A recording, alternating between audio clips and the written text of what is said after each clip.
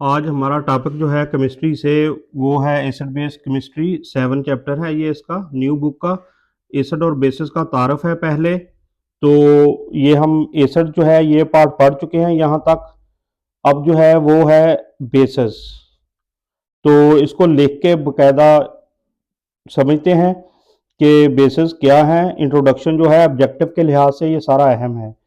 तो इसको हम बेसिस जो है इस टॉपिक का पार्ट वो पढ़ेंगे आज, और पढ़ेंगे पंजाबी में। वजह वजह याद जी है ना, सौखी केमिस्ट्री होनी पंजाबी च सन, और हल कोई नहीं केमिस्ट्री का साढ़े कोल।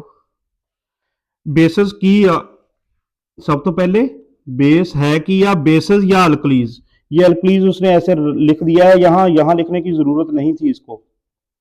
तो फिर उर्दू बोल हो गई, गल तो पंजाबी च करनी सी।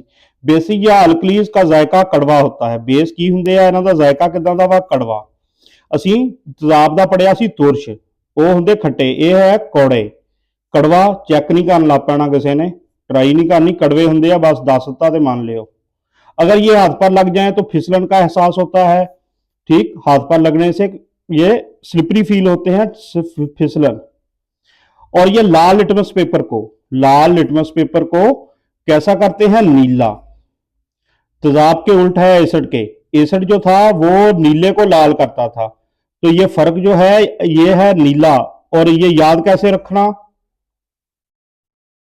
इनू रखो याद, बेस बी नाल ब्लू बी ना, यानी कि बेस की करदा, ब्लू कर दिंदा। अल्कली, अब पहली ये एग्जाम्पल है बेस की, एग्जाम्पल है मेन जो बेस है, बेसिस हैं वो उनको अल्कली कहते हैं। क्यों, ये देखते हैं। जो बेस पानी में हल हो जाती है उसे अल्कली बी कहते हैं। जो बेस, जेड़ी भी बेस पानी च हल हो जाए, पानी में हल हो जाए, ठीक, ओदा की ना रखता, अल्कली। ओदा ग्रुप ही अलग करता। जेड़ी बेस पानी च हल हो जाएगी वो अल्कली होएगी। ਇਹਦਾ मतलब हर बेस मुकम्मल पानी च हल नहीं हुंदी। अल्कलीज की आम मिसालें, सोडियम हाइड्रोक्साइड। हुण अल्कली ਦੀਆਂ मिसालां ਕਿਹੜੀਆਂ, सोडियम हाइड्रोक्साइड। ਇਹਦਾ दूसरा नाम की है कामन, कास्टिक सोडा। और कास्टिक वर्ड से ध्यान रखना जरा। पोटाशियम हाइड्रोक्साइड, ਇਹਦਾ नाम है कास्टिक पोटाश, ਇਹਦਾ भी कास्टिक का ध्यान रखना।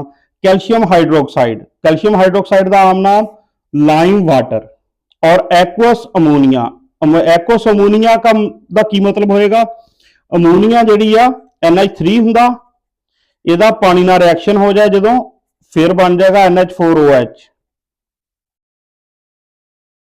ठीक है, एक्वस अमोनिया यानी कि अमोनिया गैस का पानी नाल रिएक्शन जिहड़ा वा तुसीं कह लो वो बनाता अमोनिया, एक्वस अमोनिया। एक्वस का वर्ड जिथे आ जाए इसका मतलब हुंदा, एक्वस का लफज का मतलब ही पानी समझना तुसीं। सोडियम हाइड्रोक्साइड, ये हो गई अल्कली दी मिसालां। अगे है सोडियम हाइड्रोक्साइड और पोटाशियम हाइड्रोक्साइड, ये जिहड़े असीं पढ़े आ, कास्टिक सोडा ते caustic potash. Sodium hydroxide NaOH, potassium hydroxide KOH। ठीक, ये दोनों की ने, की मसला है ना दोनों का, जिल्द को सख्त नुकसान पहुंचाती हैं। ये जड़ियां जिल्द नूं खराब कर दियां, सख्त नुकसान पहुंचानियां वा। ये जिहड़ा लफज है ना कास्टिक, कास्टिक जिहड़ा लफज आ असल च इहदा मतलब ही, कास्टिक अंग्रेजी का लफज आ, अंग्रेजी का लफज कास्टिक, इहदा मतलब ही की आ, जलाने वाला, जलाने वाला। तो मेटल ऑक्साइड्स भी बेसिक होते हैं। अब अगली मिसाल की है, अल्कली तो अलावा होर केड़ी चीज बेस हुंदी आ, ओ आ मेटल ऑक्साइड्स। मेटल तो बरात जिहड़े लैफ्ट साइड ते पीरियडिक टेबल दे लैफ्ट साइड वाले एलीमेंट जिहड़े आ मोस्टली मेटल कह लो तुसीं, वो सारे मेटल हुंदे आ। और इन्हां दे विच खासकर पहला ग्रुप और दूसरा ग्रुप खासकर अहम हुंदा। मेटल ऑक्साइड्स यानी कि मेटल दा ऑक्सीजन नाल रिएक्शन, मेटल दा ऑक्सीजन नाल जिहड़ा रिएक्शन आ, मेटल ऑक्साइड्स भी बेसिक होते हैं। बेसिक मतलब बेस, केमिकली की हुंदे आ, मेटल ऑक्साइड बेस हुंदे आ। क्यों, क्योंकि ये एसिड से रिएक्ट करके, बेस जो एसिड नाल रिएक्ट करदी आ, साल्ट और पानी बनते हैं। यह याद रखनी है, बेस और एसिड आपस में जो भी मिलणगे की बनेगा, साल्ट और पानी। मेटल ऑक्साइड भी बेस आ। क्यों बेस आ, क्योंकि ये एसिड से रिएक्ट करके साल्ट और पानी बनाते हैं। यह रिएक्शन याद रखना, बेस और एसिड जदों भी मिलणगे आपस च की बनेगा साल्ट और पानी। साल्ट यानी कि अलग किस्म के कंपाउंड बनणगे, उन्हां दी करैक्टर अलग होणगे, खूबियां अलग होणगियां। मिसाल हुण किहड़ी आ मैटल ऑक्साइड दी? Sodium oxide. सोडियम मैटल आ, ऑक्सीजन नॉन मैटल आ। इन्हां दोनों का आपस दे विच मिल के की बनाया? सोडियम ऑक्साइड मैटल ऑक्साइड आ। एक सोडियम ऑक्साइड की है, एक मैटल ऑक्साइड की एक सिंपल मिसाल आ। सोडियम का पहले ग्रुप नाल तलक आ, ਇਹਦੇ ਤੇ 2 ਨੈਗੇਟਿਵ ਚਾਰਜ ਸੀ, ਉਹ ਇਹਦੇ ਨੀਚੇ ਆ ਗਿਆ, ਇਹਦੇ ਵਾਲਾ +1 ਸੀ, ਉਹ ਇਹਦੇ ਨੀਚੇ ਆ ਗਿਆ। ठीक, Na2O ਇਹਦਾ ਫਾਰਮੂਲਾ ਸੋਡੀਅਮ ਆਕਸਾਈਡ ਦਾ ਇਹ ਹੋ ਗਿਆ। ਇੱਕ ਬੇਸਿਕ ਆਕਸਾਈਡ ਹੈ, ਇਹ ਕਿਹੜਾ ਆਕਸਾਈਡ ਆ? ਬੇਸਿਕ ਆ, Na2O। ਮੈਟਲ ਆਕਸਾਈਡ ਦੀ ਹੁਣ ਅੱਗੇ ਮਿਸਾਲ ਦਿੱਤੀ ਆ। क्यों इसमें मौजूद ऑक्साइड आयन, ਇਹਦੇ ਅੰਦਰ ਕੀ ਮੌਜੂਦ ਆ? ਇਹ oxide O2 negative ion. Oxide ion एक स्ट्रॉन्ग बेस आ। क्यों ये बेस क्यों आ?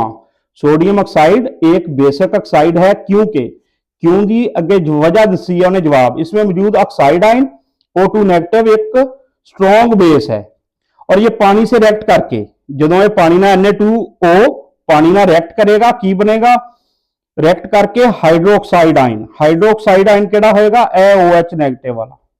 OH नेगेटिव जेड़ा हाइड्रोक्साइड आयन होएगा, ये बनाएगा सोडियम ऑक्साइड पानी ना रिएक्ट करके की बनाएगा? 2NaOH। ए पूरे का पूरा NaOH असी पढ़िया सोडियम हाइड्रोक्साइड की सी अल्कली दे विच। अल्कली दी एग्जांपल असी सारे नूं पहले आह कास्टिक सोडा ही पढ़िया सी ना, ए स्ट्रॉन्ग बेस बनदी आ, इस तो ए भी एक स्ट्रॉन्ग बेस आ। बेसिक ऑक्साइड्स की दूसरी मिसालें, अदर मिसालां इहदियां किहड़ियां होर किहड़ियां मिसालां वा? कैल्शियम ऑक्साइड, ठीक, जिंक ऑक्साइड और magnesium oxide. MgO magnesium oxide हो गया, calcium oxide CaO, zinc oxide ZnO। ਇਹ ਜਿਹੜਾ ਮਾਠਾ कह लो बेस ਹੁੰਦਾ, बाकी स्ट्रॉन्ग आ दोनों। ਇਹ ਦੋਨਾਂ ਦਾ ਤਲਕ ਜ਼ਿਆਦਾ ਲੈਫਟ ਵਾਲੀ ਸਾਈਡ ਵਾਲਿਆਂ ਨਾਲ। न्यूट्रलाइजेशन अगे एक रिएक्शन की एंड से तारीफ लिखी आ, इनू न्यूट्राला नहीं पढ़ी जाना, ट्राला नहीं, न्यूट्रलाइजेशन अंग्रेजी का लफज आ।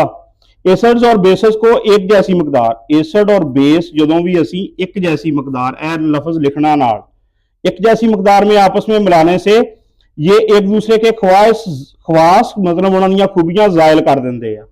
मसलन एक दूसरे की खूबी कैंसल, खवास जायल, जायल मतलब कैंसल कर देना। इहदा मतलब आ कि इन्हां दा आपस समझ लो इट कुत्ते दा वैर आ। एसिड बेस जो आपस एक जैसी मकदार च बराबर बराबर आके मिलणगे, की होएगा? उस रिएक्शन का नाम असीं रखिया न्यूट्रलाइजेशन।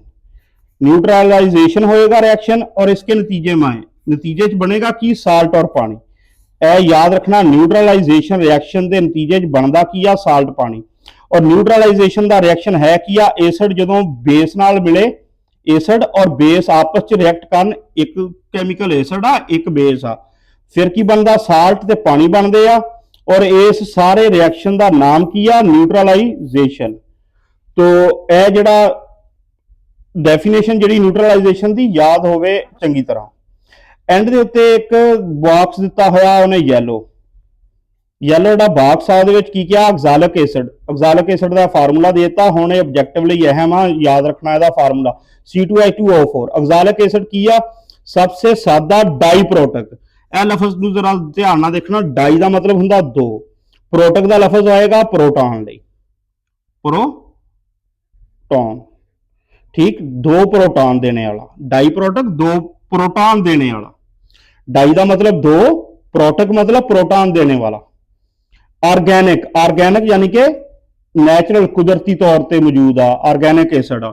और एक कच हुंदा सी, ये असीं पढ़िया सी टमाटर च, ऑक्सैलिक एसिड। तजारती पैमाने पर इसे बोसे और चमड़े के लिए रंग काट के तौर पर इस्तेमाल किए। ये तजारती इस्तेमाल जिहड़े आ ना 2 वो दिते आ, एक तो बोसे और चमड़े के लिए रंग काट, यानी कि उन्होंने सफाई लई कह लो, रंग काट के तौर पर मतलब आ सफाई लई, ब्लीचिंग के तौर पर इस्तेमाल हुंदा। बोसा की होएगा? एड़ी चावलों के जो चावल कट के बाद जिहड़ा बचदा वा मटीरियल, पराली उहनूं कहंदे आ, ये वो हुंदा, ये डेकोरेशन दीयां कुछ चीज़ां दे विच बनाउण च इस्तेमाल हुंदा। चमड़े दे लई रंग काट दा इस्तेमाल के तौर पर हुंदे आ, और कपड़े पर स्याही और जंग के निशान मिटाने के लिए इस्तेमाल किया जाता है। इहदा स्याही और जंग के निशान भी खत्म करदा, ਬੋਸੇ ਔਰ ਚਮੜੇ ਲਈ ਰੰਗਕਾਰ ਦੇ ਤੌਰ ਤੇ ਇਸਤੇਮਾਲ ਹੁੰਦਾ ਆਗਜ਼ਾਲਿਕ ਐਸਿਡ। ਹੁਣ ਅਗਰ ਅਸੀਂ ਬੁੱਕ ਦੇ ਅੰਦਰ ਦੇਖੀਏ ਇੱਕ ਚੀਜ਼ ਜਿਹੜੀ ਇਹਨੇ ऑब्जेक्टिव ਦੇ ਲਿਹਾਜ਼ ਨਾਲ ਅਹਿਮ ਆ, ਇਹ ਪੁੱਛਿਆ ਚਾਹੁੰਦਾ ऐसे फलों के नाम हैं जिनमें सिट्रिक एसिड पाया जाता है। सिट्रिक एसिड लीमू माल्टा दो ਉਹਨੇ ਦੇ ਦਿੱਤੇ ਆ, ਦੋ ਤੁਸੀਂ ਲਿਖ ਦਿਓ, ਗ੍ਰੇਪ ਫਰੂਟ ਤੇ ਚਕੋਤਰਾ ਆਪਣੇ ਕੋਲੋਂ ਲਿਖ ਦਿਓ। ਠੀਕ, ਇਹ ਟਾਪਿਕ ਜਿਹੜਾ ਕੰਪਲੀਟ ਹੁੰਦਾ ਇੱਥੇ ਤੱਕ ਸਾਰਾ ਇਹਦਾ इंट्रोडक्शन ऑब्जेक्टिव ਦੇ ਲਈ MCQs ਲਈ ਅਹਿਮ ਆ ਸਾਰਾ। ਠੀਕ ਆ, ਔਰ ਇੱਕ ਦੀਆਂ ਮਿਸਾਲਾਂ ਕਿਹੜੀਆਂ ਸੀ, ਅਲਕਲੀ ਔਰ ਮੈਟਲ ਆਕਸਾਈਡ। ਬੇਸ ਦੀਆਂ ਮਿਸਾਲਾਂ ਕਿਹੜੀਆਂ ਸੀ, ਅਲਕਲੀ।